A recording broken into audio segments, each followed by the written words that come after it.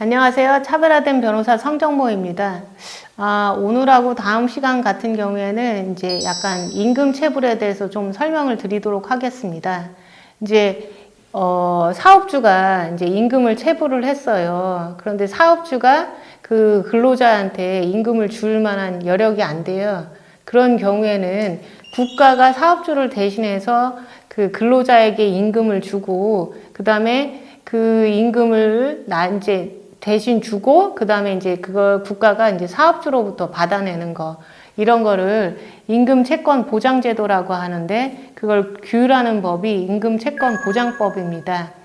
그래서 국가가 이제 근로자한테 대신, 사업주를 대신해서 이제 체불된 임금을 주는데요.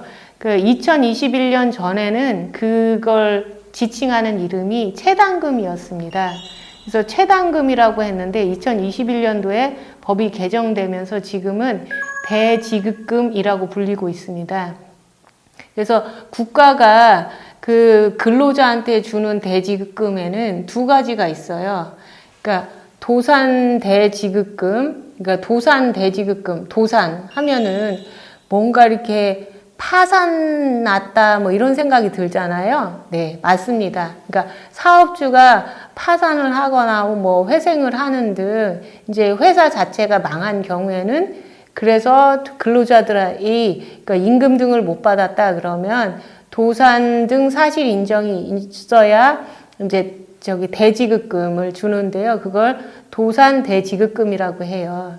근데 사업주가 뭐 파산하거나 뭐 그런 거는 아닌데 임금을 안 줬어요. 그래서 내가 소송을 제기했어요. 그래서 뭐 판결을 받은 경우도 있어요. 그 다음에 이제 그 뭐 소액 사건인 경우에는 이행 권고 결정문을 받는 경우도 있어요. 뭐 독촉 절차를 통해서 뭐 지급 명령을 받는 경우도 있어요. 그래서 이 사람이 이제 사업주를 상대로 해서 법원을 통해서 뭐 판결이든 결정이든 뭐 이런 걸 받았거나, 아니면 이제 고용노동부 장관이 이제 사업주가 체불임금이 한 500만 원이라고 했어요. 그런데 500만 원이 정말 체불임금인지는 또 사업주의 얘기를 들어봐야 되는 거잖아요. 근데 사업주가 그래 체불한 게 500만 원이다라고 인정해 줄 수도 있지만 500만 원이 아니라거나 더 적은 금액이다라고 얘기할 수 있잖아요. 근데 이제 이렇게 사업주도 인정하면은 체불임금 등 사업주 확인서 뭐 이런 게 있어요. 그렇게 해서 그 두 가지는 명확하게 금액이 얼마다라고 특정이 된 거잖아요. 그런 경우에는 또 체불임금을 주는데 그걸 간이 대지급금이라고 합니다. 그러면 이러한 대지급금은 내가 밀린 게 뭐 1,000만 원이 됐든 2,000만 원이 됐든 3,000만 원이 됐든 뭐 무한정 국가가 주는 건가요? 아닙니다. 그렇지는 않습니다. 그러니까 국가가 주는 대지급금은 종류가 제한되어 있어요.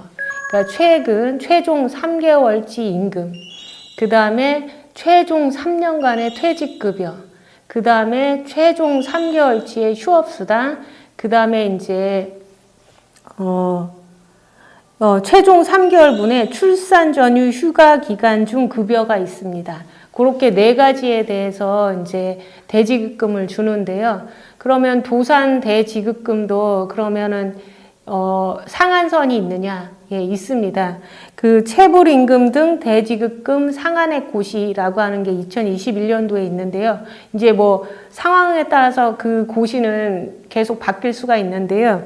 그때 도산 대지급금의 상한은 뭐 30세 미만이냐, 그 다음에 30세에서 40세 구간, 뭐 40세에서 50세, 50세에서 60세, 60세 이상의 구간에 따라서 임금은 뭐 220만 원에서 뭐 161만 원, 그렇게 해서, 그러니까 임금은 220만 원에서 230만 원 해가지고 다 상한선 기준이 있습니다.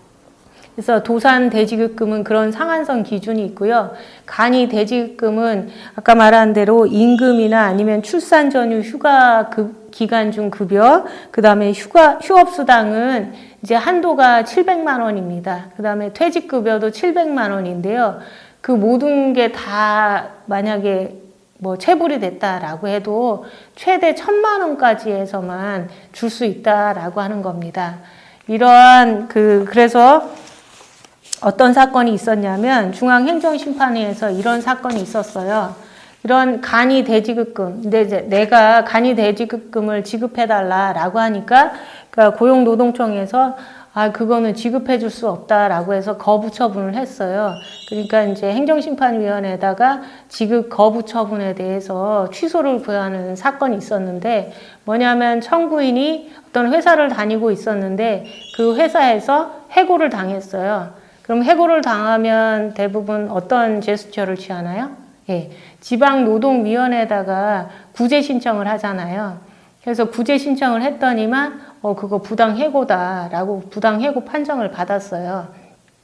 그리고 대부분 그런 경우에는 회사하고 나하고의 어떤 감정이 이제 극도에 달하기 때문에 대부분 더 이상 원직에 복직하지 않고 뭐 퇴사하겠다라고 하는 생각을 가진 사람들도 많아요. 그래서 원직 복귀가 아니라 그 사람은 이제 판정일을 기준으로 해서 퇴직하는 걸로 정리가 됐어요.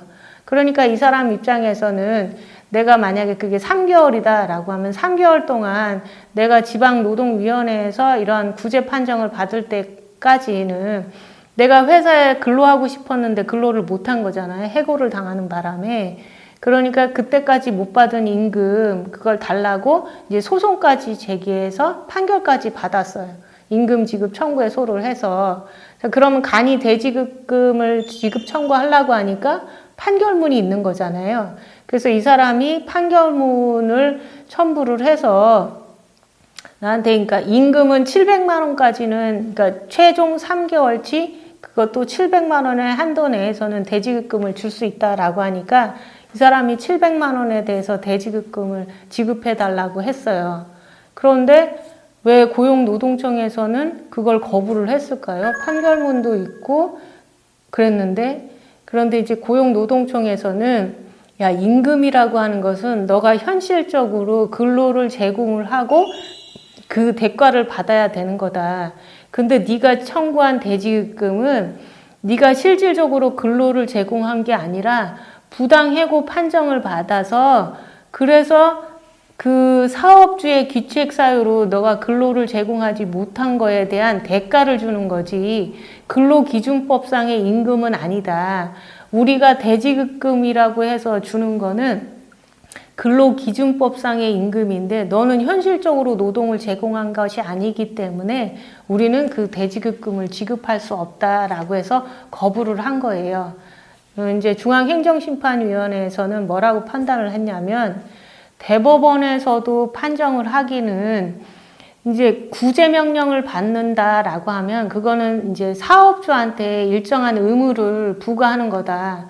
그렇지만 그 구제명령이 사업주하고 근로자의 그 어떤 그 근로관계에 대해서 그 변경을 가하는 건 아니다. 그렇지만 그 구제명령을 통해서 부당해고가 무효라고 판정이 나면 그러면은 기본적으로 근로관계는 계속 근로자 지위는 계속 인정이 되었었던 거고 그때 사업주 때문에 내가 근로를 제공 못한 거니까 그 근로를 제공 못한 기간 동안에 못 받은 그 급여는 근로기준법상의 임금에 해당되는 거다라는 판례가 대법원에 있습니다. 이제 그거를 언급을 해서 그동안 못 받은 것 자체도 근로기준법상의 임금에 해당되기 때문에 간이 대지급금 그거 지급해라 라고 해서 그 700만 원의 한도 내에서 간이 대지급금 지급해라 라고 하는 인용제결이 이루어졌습니다.